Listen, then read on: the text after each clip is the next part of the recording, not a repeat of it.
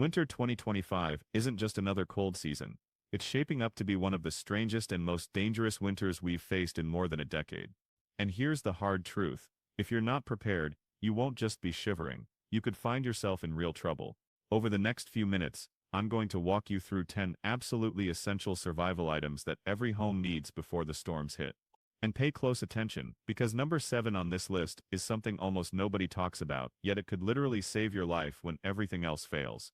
I've spent the last week digging into NOAA's winter forecasts, cross-checking emergency preparedness reports, and even scanning insider updates from power companies and supply chains across the country. What I found was alarming. We're looking at extreme temperature swings, widespread shortages, and the very real possibility of power outages that could rival the chaos of 2014. And let's be honest, this isn't just about keeping warm. This winter is about survival.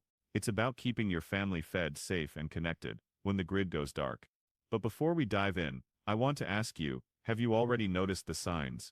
Empty shelves in your grocery store, prices on propane, canned goods, or even bread climbing higher than usual? If you've seen it, drop a comment below. Your story could be the early warning others need to wake up before it's too late. Alright, let's get into it. Item #10, long-lasting comfort food that doesn't taste like misery. Let's start with the most important lifeline. Food. But not just any food. Forget the idea of choking down plain beans or sad packets of dry ramen. Survival food doesn't have to taste like cardboard.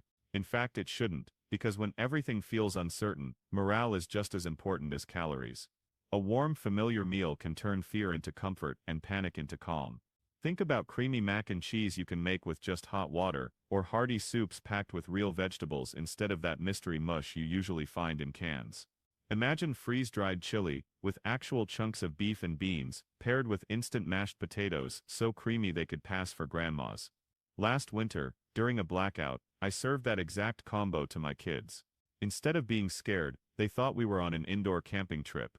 That's the power of comfort food. It doesn't just fill your stomach, it restores your spirit.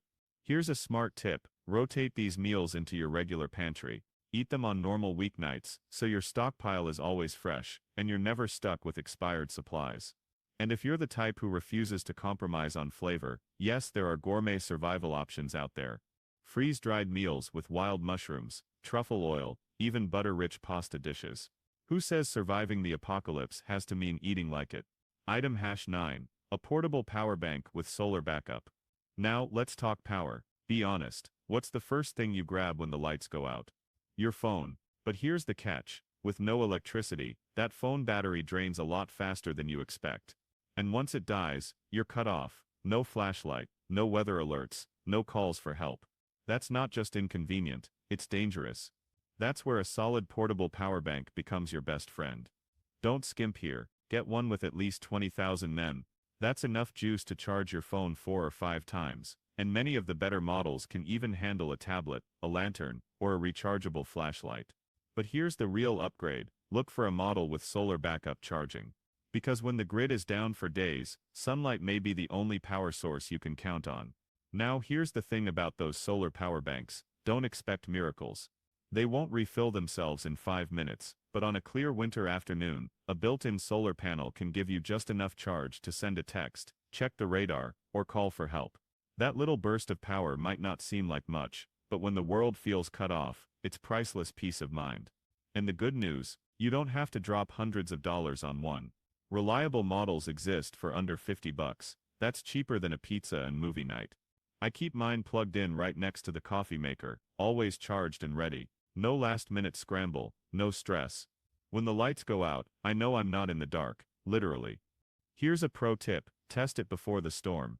Run your phone down, recharge it, power a flashlight, see exactly how long it lasts. Because trust me, the worst time to discover you've got a dud is when the house is already pitch black. For the price, this little gadget is worth every single penny.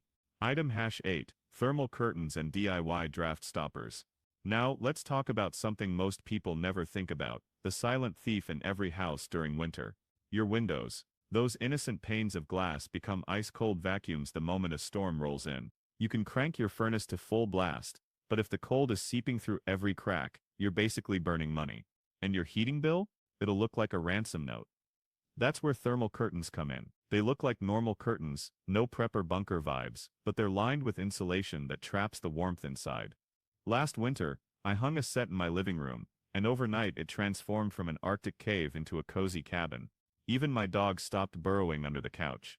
You can pick up a decent pair for around $20, less than a single heating bill spike, pull them shut at night, and by morning, your house feels like it's wrapped in a blanket. And if you're the DIY type, grab an old sock or a fabric tube, stuff it with rice or beans, stitch it closed, and you've got yourself a draft stopper. Lay it across the bottom of doors, and watch the cold air get blocked like an unwelcome guest. My kid and I made one out of a striped sock and nicknamed it Chilly Willy's Nemesis. Now it guards the back door like a bouncer, keeping that icy air outside where it belongs. These tricks are cheap, simple, and they don't scream doomsday prep. But the payoff? A warmer home, a lower bill, and the comfort of knowing you're not letting winter's icy fingers drain your wallet or your sanity. Item #7. A multi-fuel camp stove. Now picture this. The power's out, the oven's dead. The microwave? Nothing more than a shiny box. You're standing in the kitchen, staring at a frozen lasagna, wondering if eating it cold counts as survival. That's when the multi-fuel camp stove becomes a game changer. This isn't just gear for hardcore campers. It's for anyone who wants to eat real food when the grid collapses. Unlike a regular stove that relies on one type of fuel, these beasts can burn propane, kerosene, alcohol fuel, or even white gas. Why does that matter? Because when disaster strikes, propane tanks vanish from store shelves faster than toilet paper in 2020. But with a multi-fuel stove, you're not cornered. You've got options, and options mean survival. Last winter, during a 3-day blackout, I set mine up right on the kitchen counter, cracked a window for safety, fired it up, and within minutes I was frying bacon, scrambling eggs, and brewing coffee. My kids thought it was an adventure. My dog thought it was a buffet.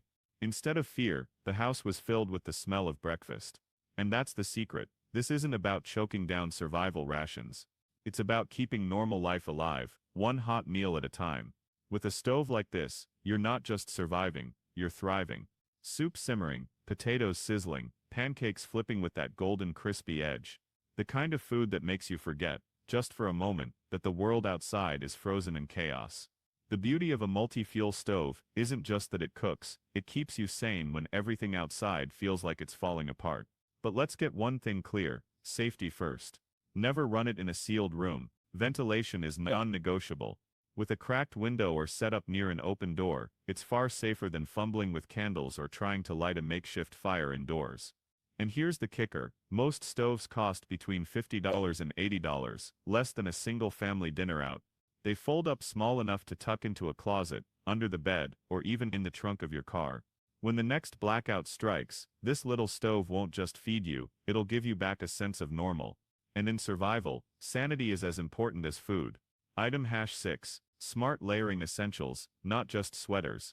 Let's be real, when the heat goes out, your favorite hoodie isn't going to cut it. And wrapping yourself in a blanket like a human burrito might feel cozy for a Netflix binge, but it's not a survival plan. If you're trapped in a freezing house for hours, or worse, days, you need to dress like someone braving the wilderness, not lounging on the couch. The secret is layering, but not just throwing on random clothes, layering in the right order. Start with a base layer. This isn't your regular cotton shirt. Cotton traps sweat, leaving you damp and colder than before. What you need is a moisture-wicking thermal base layer that hugs your skin and keeps you dry. That's your first shield against the cold. On top of that comes your mid-layer. This is your insulation, the layer that traps heat close to your body. Think fleece jackets, wool sweaters, or a lightweight down vest. Wool is especially powerful because it stays warm even when wet.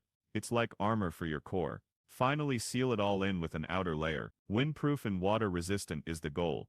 Even indoors, drafts sneak through windows and doors, like invisible thieves, robbing your body heat. A good shell blocks that icy air and keeps your warmth locked inside. And don't forget your extremities. You lose more heat through your head than most people realize, so wear a beanie. Gloves and thick socks are non-negotiable. I keep an extra pair of thermal socks by the bed, because nothing ruins a midnight bathroom trip like freezing toes. Here's the best part. You don't need to blow your budget. Thermal base layers are cheap online. Fleece jackets go on sale every fall. And if you've got old ski gear in storage, dust it off. It's survival gold. This isn't about fashion. It's about creating your own personal heating system when your house feels like a walk-in freezer. Try it once, and you'll never go back to shivering in a single sweater again. Item #5, emergency water supply and purification. Now here's the survival essential. Almost everyone forgets until it's too late. Water. People rush to stockpile canned food, flashlights and blankets, but they ignore the one thing you literally can't live without. Big mistake. When the power cuts out, so do the pumps that push water into your house. And if pipes freeze, they burst. Suddenly that tap you've always trusted either runs bone dry or spews water that looks like swamp juice. And boiling it? That's not always enough to make it safe. The rule of thumb: store at least 1 gallon of water per person per day. That's not just for drinking, it covers cooking and basic hygiene too.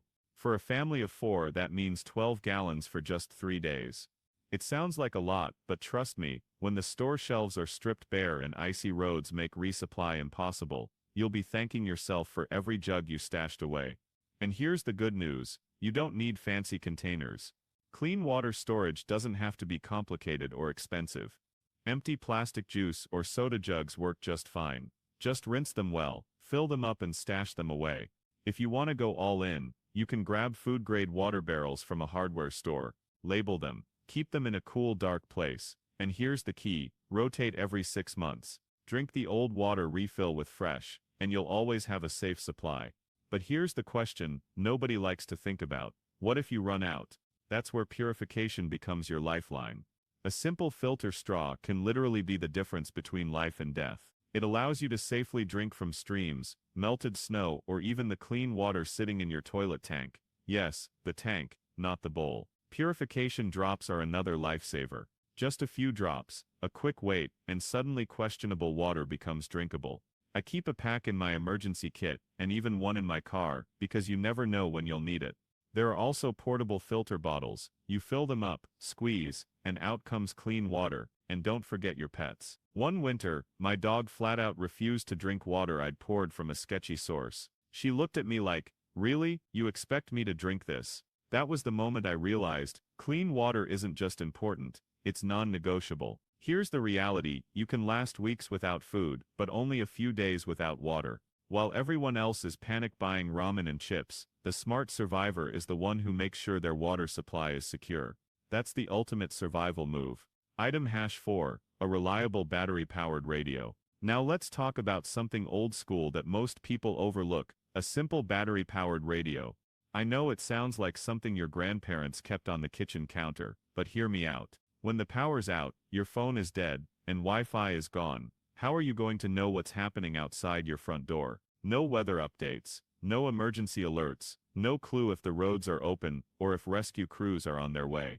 That's not just inconvenient, it's dangerous. A battery-powered radio is your lifeline in the silence. It doesn't care if the grid is down, it doesn't need an internet connection, and it doesn't turn into a useless brick like your phone. Get one that runs on AA or AAA batteries, or if you want to be extra smart, grab a model with a hand crank or solar panel. Some even double as flashlights or phone chargers. I bought mine for around $25, and honestly, it's one of the best investments I've ever made. The beauty is in its simplicity. Mine automatically plays NOAA weather alerts, so even if I forget to turn it on, it warns me when a storm is approaching. Last winter, during a blackout, that little box told us when the plows would clear the roads, when the power company expected to restore electricity, and even when schools were shutting down. It was like having a tiny, reliable guardian angel in the corner of the room. And here's the unexpected part: it made the blackout feel less scary. My kids and I huddled around it, sipping hot chocolate, listening to a local AM station playing old hits.